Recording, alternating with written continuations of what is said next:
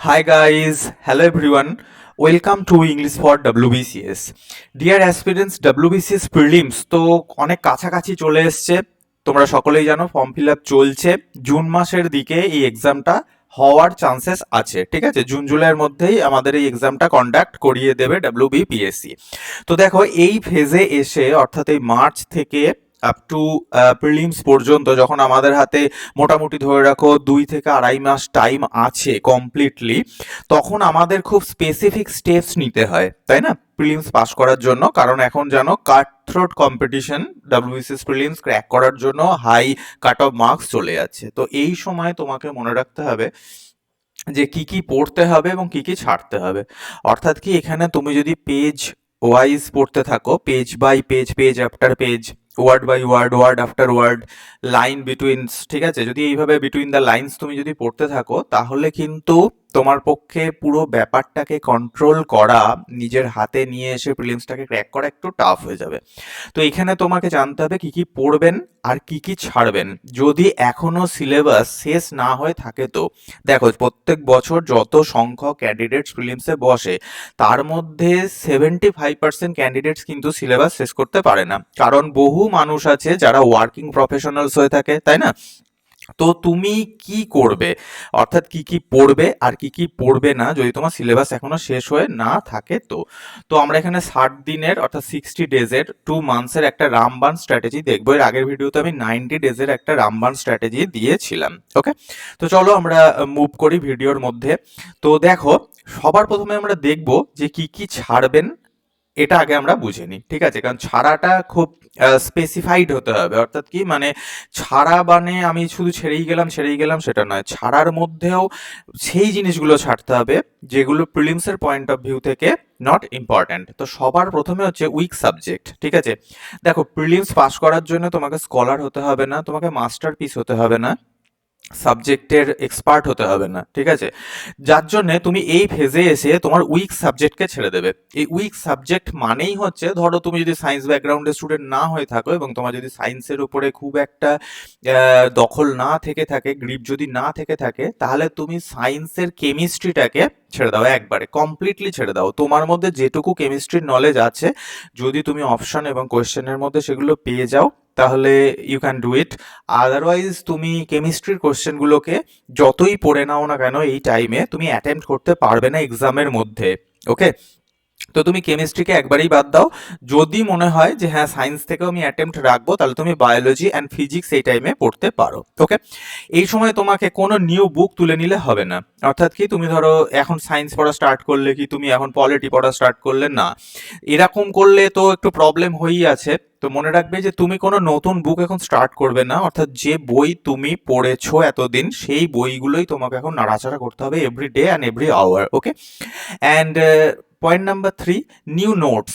ওকে, কিছু স্টুডেন্টস আছে দেখবে যারা কি করে না, তোমার বই পড়া তো হয়ে গেছে, এখন এই ইনস্টিটিউশনের নোটস, ওই ইনস্টিটিউশনের নোটস, ঠিক আছে? তারা বিভিন্ন নোটস কালেক্ট করে, অ্যান্ড তারা সেই ইউলো বুক নোটস এগুলো নিয়ে তারা প্রচুর টাইম ওয়েস্ট করে, হ্যাঁ, ইনস্টিড অফ রিভিশন। তো তোমাকে রিভিশন করতে হবে, নট নোটস। নোটস তোমাকে এখন পড়ার দরকার নেই। তুমি যদি পড়ার টাইম, তোমার হাতে যদি হিউজ একটা টাইম, সাফিসিয়েন্ট টাইম যদি থাকে, you can revise your textbook only, ঠিক আছে? Only and only revise your textbook. মানে টেক্সট বুক ছাড়া তুমি কোনো রকম এখন অন্য কোনো নোটস পড়বে না। Plus new chapters. ধরো তোমার মনে হলো যে আমি কোনো একটা বইয়ের সব চ্যাপ্টার পড়ে নিয়েছি, লাস্ট 2 কি 3 চ্যাপ্টার্স বাকি আছে, চলো ওগুলো একবার রিভিশন মেরে দিই। নো, এগুলোর কোনো দরকার নেই। সো নিউ চ্যাপ্টার্স ছাড়বে, অপশনাল সাবজেক্ট এখন টাচও করবে না, ঠিক আছে? After prelims you will get a lot of time in your hand to revise your optional subject. So don't worry, just keep cool. Okay, এখন একদম কুল থাকো, অপশনাল সাবজেক্টকে পুরো ছেড়ে দাও, বেঙ্গলি রাইটিংও এখন যাবে না। তাহলে তোমাকে সবার প্রথমে এই 5টা পয়েন্ট তোমাকে ছাড়তে হবে, ঠিক আছে? This is very important. Sorry, 6 point, এই 6 পয়েন্ট তোমাকে একদম ছেড়ে দিতে হবে, ভুলে যাও এই 6 পয়েন্টের কথা। তো এবার আমরা দেখে নেব যে তোমাকে কি কি পড়তে হবে if you have not yet completed your syllabus. So before that, দেখো আমাদের একটি ইংলিশ ক্র্যাশ কোর্স চলে, তোমরা জানো। আমরা এটা দোল উৎসব পর্যন্ত 20% ইনস্ট্যান্ট ডিসকাউন্ট ঘোষণা করেছিলাম, বহু ছেলে মেয়ে এটায় যুক্ত হয়েছে। তো এখনও আমরা 20% ডিসকাউন্টেই এই কোর্সটা দিচ্ছি, বহু জনের রিকোয়েস্টে। তো তুমি যদি দোলযাত্রার আগে এই কোর্সটিতে এনরোল করে না থেকে থাকো তাহলে এখনো এনরোল করতে পারো। এটা ইংলিশ গ্রামারের ক্র্যাশ কোর্স, ঠিক আছে, যার মধ্যে তুমি 30 অন ডিমান্ড ভিডিও পাবে prelims related and 15 set mock test পাবে। এগুলো ছিল আগেকার, মানে এগুলো হচ্ছে আগেকার বলতে এগুলো এতদিন পর্যন্ত অ্যানাউন্সমেন্টের মধ্যে ছিল, ঠিক আছে। আমাদের এই কোর্সটার মধ্যেই নিউ কিছু অ্যাডিশনস করা হচ্ছে, যেমন 5 ফুল মক টেস্ট দেওয়া হচ্ছে, 30 সেকশনাল মক টেস্ট দেওয়া হচ্ছে, সব সাবজেক্টের উপর 5টা করে, 5 সেটস কারেন্ট অ্যাফেয়ার্স দেওয়া হচ্ছে, এছাড়াও 4 ভিডিওস এক্সট্রা অ্যাড করা হচ্ছে, আর 4 more PDFs on synonyms, antonyms, idioms, honours, substitutions এগুলোও আমরা অ্যাড করছি, ঠিক আছে। এছাড়াও তোমাকে ওর মধ্যে পিডিএফ ওএমআর শিট আমরা প্রোভাইড করে দেবো, যে ওএমআর শিটগুলোকে তুমি বাড়িতে ফিল আপ করবে, এবং এই যে মক টেস্টগুলো আমরা এখানে দিচ্ছি তোমাকে, এগুলো তুমি ফোনে খুলে নেবে এবং ওএমআর শিটের ওপর তুমি মার্ক করবে। তাহলে কি হবে, পরীক্ষার হলে ওএমআর শিট ফিল আপ করতে গিয়ে বহু ছেলেমেয়ে অনেক ভুল করে, সেটা তোমার বাড়িতেই তুমি ফিল আপ করে নিতে পারবে, যার জন্য এটা কমপ্লিট বলতে পারো যে প্রিলিমস গাইড, ঠিক আছে। যদিও শুধুমাত্র ইংলিশের ভিডিওর মধ্যে দেওয়া হয়েছে, ইংলিশ গ্রামারের, তবুও তুমি এই কোর্সটা করলে ইংলিশে মনে রাখতে হবে যে 20+ মার্কস করে আসবে 25-এর মধ্যে। যদি এই কোর্সটা তোমরা এনরোল করতে মানে ইন্টারেস্টেড হয়ে থাকো, you can ping me on WhatsApp, this is the number, okay. তো চলো এবার আমরা দেখে নিই যে তোমাকে কি কি পড়তে হবে, ঠিক আছে। First of all, you must read and learn English grammar. English গ্রামারকে কখনোই স্কিপ করবে না। যদি তুমি ইংলিশ গ্রামারের উইক হয়ে থাকো তাহলে আমাদের সঙ্গে কন্ট্যাক্ট করো, আমাদের ইংলিশ গ্রামারের সুপারসনিক কোর্স আছে, কোর্সটা করো। তোমার যে কনফিডেন্স লেভেলটা আপগ্রেড করবে না, you can't believe right now, তুমি এখন হয়তো সেটা বিলিভও করতে পারছো না, কিন্তু ইংলিশ গ্রামার তোমাকে পড়তেই হবে। মনে রাখবে ইংলিশের ওপর 25 এমসিকিউজ আছে, যার মধ্যে 18+ এমসিকিউজ কিন্তু গ্রামারের ওপরে থাকবে। সো তুমি যদি ইংলিশ গ্রামারে তোমার যদি একবার গ্রিপ তৈরি হয়ে যায়, এখানে কিন্তু 20 মার্কস তোমার সিকিউর হয়ে গেল, তাই না? যার জন্য ইংলিশ গ্রামারকে কখনো নেগলেক্ট করবে না। ইন্ডিয়ান ইকোনমি পড়বে, কারণ দেখো Indian economy and Indian polity থেকে 25 কোয়েশ্চেন্স আসে আমাদের WBCS প্রিলিমসে, কিন্তু অনেক বছর দেখা গেছে যে তোমার ইন্ডিয়ান পলিটি থেকে মাত্র 5টা কোয়েশ্চেন এসছে, 20 কোয়েশ্চেন এসে গেছে ইন্ডিয়ান ইকোনমির ওপরে, তাই না?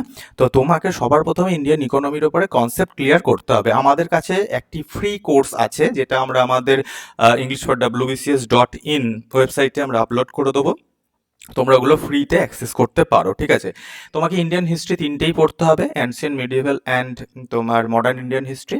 Indian and West Bengal geography পড়তে হবে, ইন্ডিয়ান পলিটি তো পড়তেই হচ্ছে। এছাড়াও যেটা মোস্ট ইম্পর্টেন্ট থিং সেটা হচ্ছে PYQs। এই টাইমটা এইগুলো পড়ার সাথে সাথে এগুলো জাস্ট কিভাবে পড়বে, এবার এগুলো তো দেখো সবাই বলবে যে স্যার এগুলো তো আমরা সবাই সারা বছর পড়েছি, কিন্তু এখন এগুলোর পড়ার যে আমাদের চিন্তা ভাবনা, ধ্যান ধারণা, সেগুলো একটু চেঞ্জ করতে হবে। কি করে? প্রিলিমসের তুমি মোটামুটি 15 ইয়ার্সের কোয়েশ্চেন পেপার তুলে নাও, প্রিভিয়াস ইয়ার্সের স্ট্যাটিক সাবজেক্টের জন্য and not for current affairs. তো 15 ইয়ার্সের তুমি কোয়েশ্চেন পেপার তুলে নাও। তোমার কাছে যদি 15 ইয়ার্সের কোয়েশ্চেন পেপার না থাকে, you can join this course, যে কোর্সটা সম্পর্কে আমরা একটু আগেই তোমার সঙ্গে ডিসকাস করলাম। ওই কোর্সের মধ্যে আমরা প্রিভিয়াস ইয়ার্সের কোয়েশ্চেন পেপারও আপলোড করে দেবো। আর মেন্সের যে জিএস এর, ঠিক আছে, মেন্সের WBCS মেন্সের যে জিএস এর কোশ্চেন আছে, ঠিক আছে, তোমরা সকলেই জানো জিএস এর কোশ্চেন, সেই জিএস এর কোশ্চেন প্রিভিয়াস অন্তত 2 থেকে 3 ইয়ার্সের কোশ্চেন তুমি করে যাও, হিস্ট্রি, পলিটি, ইকোনমি, জিওগ্রাফি, ঠিক আছে। এই প্রিভিয়াস ইয়ার্সের কোশ্চেন পেপার ভেরি ইম্পর্টেন্ট। তো সেই কোশ্চেন, প্রিভিয়াস ইয়ার্সের কোশ্চেন দেখে এই সাবজেক্টগুলোকে রেডি করো। এবার তুমি যদি মনে করো যে অনেক সময় সলিউশনে অনেকের কনফিউশন থেকে থাকে, তো মনে রাখতে হবে আমরা 1 এপ্রিল থেকে এই প্রিভিয়াস ইয়ার্স মেন্সের যে কোয়েশ্চেন সলভিং, সেটা আমরা ভিডিও আনতে চলেছি আমাদের এই ইংলিশ ফর WBCS চ্যানেলে। যার জন্য এই ফার্স্টে আমি বললাম যে আমাদের চ্যানেলকে তুমি সাবস্ক্রাইব করে রাখো, ঠিক আছে, ইটস ভেরি ইম্পর্টেন্ট, সাবস্ক্রাইব করে রাখো, নতুন ভিডিও নোটিফিকেশন তুমি পেতে থাকবে। তো তোমাকে এই WBCS প্রিলিমসের আগে এই 2 মান্থস যখন হাতে আছে, এই প্রিপারেশন লেভেল তোমাকে নিয়ে যেতে হবে।